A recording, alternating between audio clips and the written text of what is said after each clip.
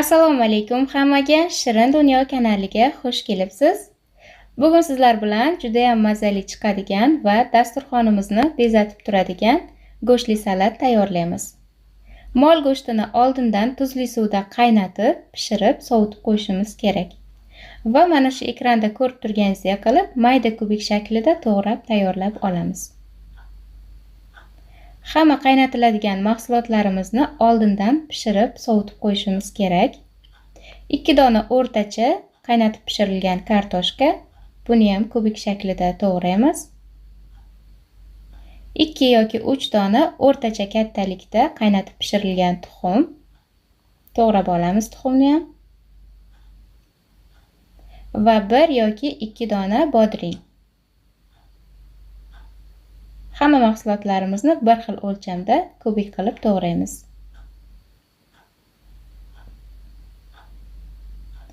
Endi salatimizni yig'ishni boshlaymiz. Xuddi shu ko'rib turganingizdek chuqurroq pirog pishiriladigan qolipga mahsulotlarimizni terishni boshlaymiz. Eng birinchi bo'lib qirg'ichlangan pishloq qo'yamiz. Mayonez qo'yamiz ustidan. Tekislab chiqamiz ustilarini.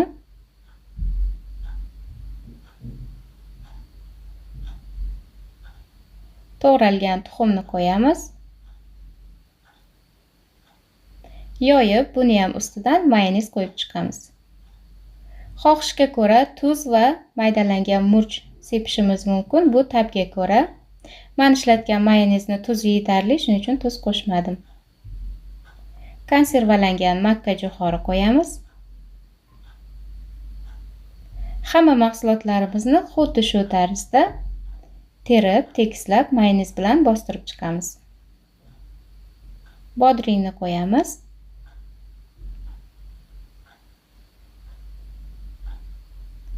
Va albatta salatni hamma o'zini oila a'zolarini soniga qarab mahsulotlarni ko'paytirib yoki kamaytirib tayyorlashlari mumkin. To'g'ralgan go'shtni qo'ydik va oxirida to'g'ralgan kartoshkani qo'yib, yaxshilab zichlab, tekislab olamiz. Kartoshkaga biroz tuz sepdim va yana ozgina mayonez surib, tekislab chiqdim. Ustini yopib, sovutgichda, ya'ni xolodilnikda kamida 1 soat davomida qoldiramiz. Mahsulotlar mayonez bilan zichlashib, formasini yaxshi ushlaydi. Va oradan 1 soat vaqt o'tganidan keyin qolipidan ko'chirib olib, bemalol dasturxonga tortishimiz mumkin. Qolipdan va klyonkasidan tezda osongina ko'chadi va chiroyli ko'rinishda chiqadi. Va albatta oxirida bezatish hammani o'zini xohishiga ko'ra ko'katlar bilan rangli bolgarskiy, ya'ni bulg'ordan mayda qilib to'g'rab qo'yib chiqdim. Xohishga ko'ra bezatish mumkin. Albatta tayyorlab ko'rishlaringizni tavsiya qilaman. Juda ham mazali, yengil ta'mdagi salat bo'ladi. Hammaga yoqimli ishtaha, har doimgidek Shirin Dunyo kanalini kuzatishda davom eting va yana keyingi video retseptlarimizda ko'rishguncha omon bo'ling.